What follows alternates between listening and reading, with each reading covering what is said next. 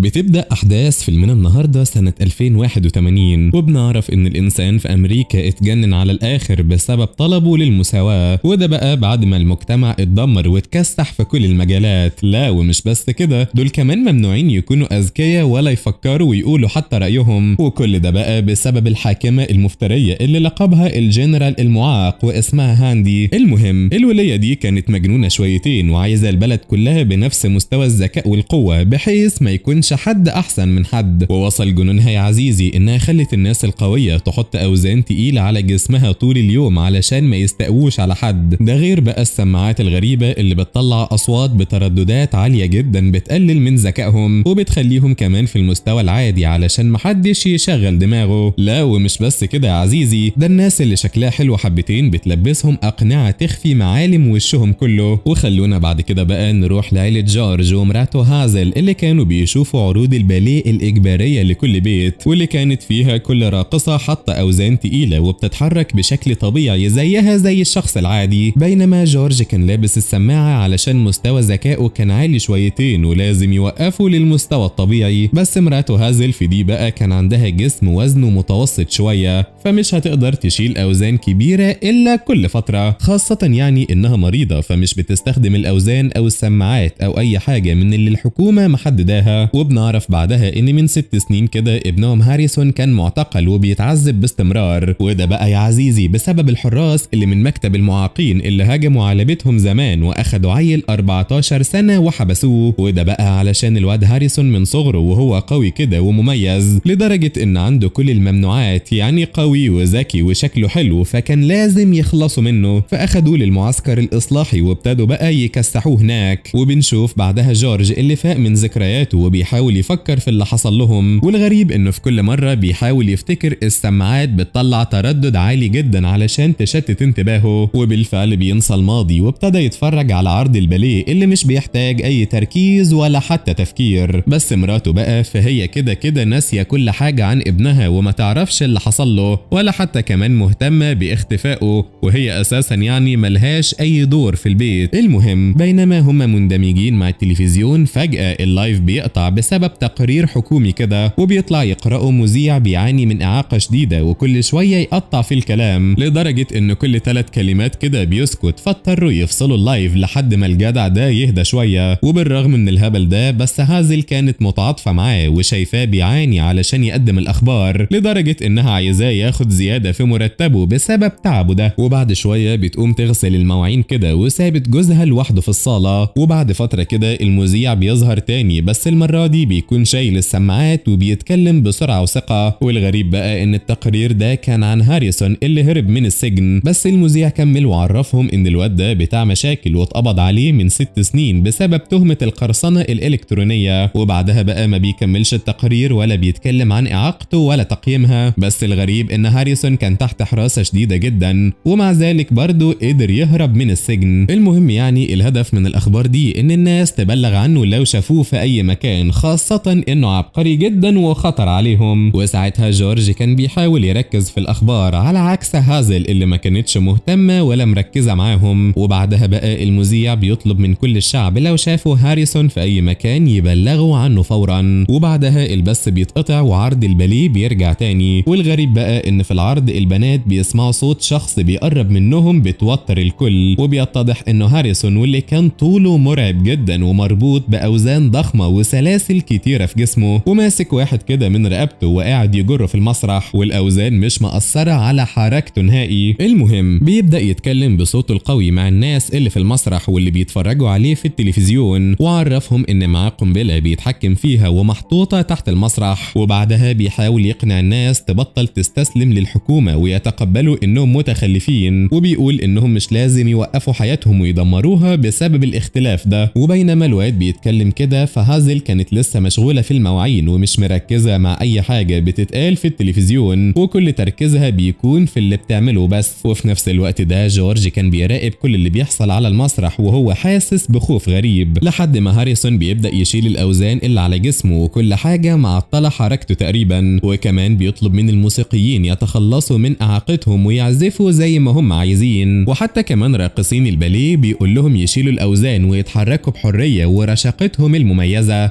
وبيعرفهم ان العالم كله لازم يعرف ان مش كلهم لازم يتساووا وان في بينهم اشخاص مميزة وعندهم قدرات مختلفة، وقعد ينصح الناس علشان يسمعوا كلامه. وبالفعل في واحدة منهم اتأثرت وابتدت تشيل كل الاوزان والقناع بتاعها، وساعتها هاريسون بيشكرها وبيبدأ يرقص معاها. وطبعا الكل كان مصدوم من اللي بيحصل ومش مصدقين ان في ناس وسطهم هيتحركوا من غير الاوزان التقيلة. وبالرغم من كل اللي بيحصل بنلاقي مساعدين الرئيسة هاندي بيحاولوا يسيطروا على الوضع، وطلبوا كمان الدعم من الجيش، وبيكون في عدد كبير جدا منهم في المسرح لحد ما بيقطعوا اللايف علشان محدش يشوف اللي هيحصل. وبعدها بقى الجيش بيبدأ يقرب منه علشان يحبسوه تاني، بس هاريسون كان اسرع منهم وضغط على جهاز التحكم بالقنبلة بعد ما خدع الكل وعرفهم ان في قنبلة تحت المسرح. بس في الحقيقة الجهاز اللي معاه مش بتاع القنبلة، ده بيتحكم في الارسال وبيرجع اللايف لكل التلفزيونات. وفي الوقت ده بيبص للكاميرات بابتسامة غريبة كلها حزن، ولكن كان فخور باللي بيعمله. ووقتها جورج هو كمان بيبتسم له وما كانش يعرف ان البث رجع من تاني، وحتى كمان الشرطة نفسها ما تعرفش، لحد ما فجأة هاندي بتظهر من وسط الجمهور وبتضرب عليه نار وبتقتله هو والبنت. وطبعا اتصدمت لما عرفت ان البلد كلها شافت اللي حصل وعرفوا ازاي اتجننت وابتدت تقتل المواطنين علشان يا دوبك ما سمعوش كلامها. وجورج بيبص للتلفزيون بحزن لما الاشارة اتقطعت تاني، ولما حاول يفتكر ولا يركز السماعات صوتها بيزيد جدا، فبيضطر يبطل تفكير وينسى ابنه اللي اتخطف من وسطهم واتعذب وهو لسه طفل. ونسيبنا بقى من الناس دي كلها ونروح لمكان تاني خالص، وبنروح لمستشفى وبيظهر راجل اسمه دونيلي واقف قصاد الدكتور بصدمة لما عرف ان مراته ماتت من كام ساعة. فوقتها الدكتور بياخده لأوضتها وبيحاول يهديه، وبعدها بيعتذر له وبيعرفه ان المستشفى مليانة شوية والنهارده جالهم حالتين وفاة من الاطفال الصغيرين، ودي بالنسبة لهم حالات غريبة جدا علشان الاطفال صحتهم كانت كويسة. ده غير بقى جريمة القتل اللي حصلت، وبيتضح ان في ست ضربت رصاصة في راسها وابنها هو اللي قتلها. المهم الجدع ده ما كانش عارف يتكلم مع مراته، بس بيسيب لها صورة للأرنب بتاعهم وبيودعها للمرة الأخيرة وبيخرج من المستشفى. وبعدها بيرجع بالقطر وبيقابل عيل مراهق تصرفاته وكلامه غريب على طفل في سنه، بس دونيلي ما كانش طايق نفسه فمرضاش يتكلم معاه. وبعد شوية بيوصل واحد ومراته لنفس العربية وبيقعدوا وراهم، والواضح ان الست كانت متخانقة معاه وعايزة تعيط كده، وجوزها بيحاول يتكلم معاها بس الست مش طايقة نفسها وزعلانة جدا، لحد ما العيل بينادي عليهم وبيسألهم على سبب الحزن ده. بس الجدع كان متعصب وقال له خليك في حالك احسن لك. وطبعا الواد ما عجبوش الكلام ده وبيتكلم معاهم بكل برود وعرفهم انه فاضي وما عندوش اي اصحاب فناوي ينكد على الكل النهارده. وبعدها بيبدأ يتكلم مع دونيلي في مواضيع كتيرة ملهاش اي علاقة ببعض، والواضح كده ان عنده اضطراب الانتباه علشان بيطلع من موضوع وبيدخل في التاني، ودونيلي مرضيش يكسفه وكان بيسمعه خلاص، لحد ما الواد ابتدى يشتم ويزعق وما كانش مهتم بأي حد. وطبعا ده ما عجبش العجوز اللي كده مش طايق نفسه بسبب مشاكله الشخصية، فبيزعق له علشان يوطي صوته. ووقتها الواد بيتعصب وبيبدأ يتخانق معاه، والاتنين كانوا هيمسكوا في بعض لولا دونيلي اللي حاول يحل الموقف ويسيطر على الخناقة. وبعدها الواد قرر يروح للبوفيه وبيسألهم بكل سخرية كده إذا كانوا عايزين حاجة من هناك، ولما دونيلي بيقول له هات لي شاي معاك الولد بيتريق عليه وما اهتمش بكلامه. وبعد شوية دونيلي والجدع التاني بيقفوا لوحدهم في آخر العربية كده. المهم دونيلي بيتكلم معاه علشان يعرف سبب حزنهم، فالراجل بيطلع صورة ابنه وبيعرفه إن ابنه مات النهاردة وهو واحد من الطفلين اللي ماتوا وهم لسه رضع اللي الدكتور قال عليهم في المستشفى دول. ووقتها دونيلي بيعزيه وبيحاول يهون عليه وبيرجعوا العربية من تاني. والغريب بقى إن الواد بيجيب له الشاي فعلا، لا وكمان بيرفض ياخد حقه. وبعدها بيلاحظ إن الراجل ومراته مش موجودين، وساعتها دونيلي بيعرفه إن ابنهم الوحيد مات النهارده. والغريب بقى لما الواد بيقول له يمكن ضربوه بالغلط فمات في ايديهم، وبيكمل بعدها وبيعرفه ان اغلب الاطفال ان ما كانش كلهم معقدين ومتبهدلين زيه كده. وبعد شويه كده دونيلي بيروح البوفيه علشان يجيب مشروب، وفي نفس الوقت ده الزوج هو كمان بيدخل للبوفيه والاتنين بيرغوا شويه في نفس الوقت اللي الواد راح للست اللي كانت بتبص لصوره ابنها بحزن شديد. ولما الواد بيشوف الصوره بيعرفها ان ابنها كان جميل جدا وشبه واحد مشهور كده من فرقه برونسكي فيمكن علشان كده قتلوه. وساعتها الست بتترعب من كلامه وحاولت تقوم بسرعه، بس للاسف صوره ابنها اتقطعت، بس قامت قامت ومشيت على طول، والواد ما كانش عارف هو غلط في ايه لحد ما فجأة حس بحاجة بتقع من القطر، فبيروح بسرعة وبيدور على الست وما كانش لاقيها هناك وما لقاش غير الصورة، فبيقفل الباب اللي كان مفتوح. وبعد شوية دونيلي والراجل بيرجعوا للعربية، والواد بيتكلم بكل برود كده وبيعرفهم ان الست انتحرت. وطبعا الراجل ما صدقش كلامه وفكره بيهزر، على عكس دونيلي اللي شاف الدم على الشباك. وفجأة القطر بيقف بسبب اللي حصل، والراجل اتصدم لما لقى جسم مراته متقطع تحت القطر وما فضلش منها غير الطرحة بتاعتها، وطبعا انهار على الاخر. وبعدها الضابط بيحقق مع دونيلي والواد اللي شك فيه وحس انه شافه قبل كده بس مش فاكر فين بالظبط. وبعد ما اخد اقوالهم اضطر يخرج من القطر من غير ما يعمل لهم اي حاجة. واول لما القطر اتحرك الولد بدأ يشاور له باسلوب مستفز كده، وساعتها الضابط بيفتكره وبيدي الاوامر للكل علشان يوقفوا القطر مرة تانية بسرعة. المهم بقى دونيلي كان زعلان على الست اللي ماتت، على عكس الواد البارد اللي ما كانش مهتم باللي حصل، خاصة ان امه ماتت مقتولة امبارح. ولكن دونيلي بيفتكر مراته اللي ماتت من شوية، فبيزعل وبيبدأ يعيط عليها وهو مش عارف هيعيش ازاي لوحده بعد كده. بس الطفل ما اهتمش واعتبره بيكبر الموضوع على الفاضي. بس بعدها دونيلي بيوصل لمحطته فبيستعد علشان ينزل من القطر، وهناك لقى رجال الشرطة مالية المكان. فبيتضح بعدها ان الطفل ده هو اللي قتل امه، ودي نفس الحادثة اللي الدكتور اتكلم عنها الصبح. وفجأة الواد بيسحب مسدسين وبيبدأ يضرب عليهم نار، بس الشرطة هاجموه بسرعة وضربوا عليه نار هم كمان. ووقتها دونيلي ابتدى يتحرك ناحيته بخوف، خاصة لما الواد اتصاب ووقع في الارض. والغريب بقى ان دونيلي بياخد مسدس من اللي معاه وبيحطه في جيبه، وبعد شوية بيرجع لبيته وبيلاقي السلاح فيه رصاصتين وكان خلاص هيقتل نفسه، بس بيسمع اصوات حركة حواليه وبيتضح انه الارنب الاليف بتاعهم. المهم بقى ان الجدع ده قرر يقتله ووعده كمان انه هيحصله قريب جدا. وبالفعل يا عزيزي بيقتل الارنب المسكين، وبعدها بيحط المسدس على راسه علشان يقتل نفسه، بس معرفش يصوب كويس والرصاصة ضاعت للأسف. وطبعا الجدع كان هيتشل بعد ما قتل الارنب على الفاضي، فابتدى يصرخ بصوت عالي وهو هيتجنن من اللي بيحصل له، لان حتى الانتحار فشل فيه وقتل الارنب المسكين مكانه. ولحد هنا بتنتهي احداث فيلمنا النهارده. استنوني بقى في فيديوهات وملخصات جديدة. سلام.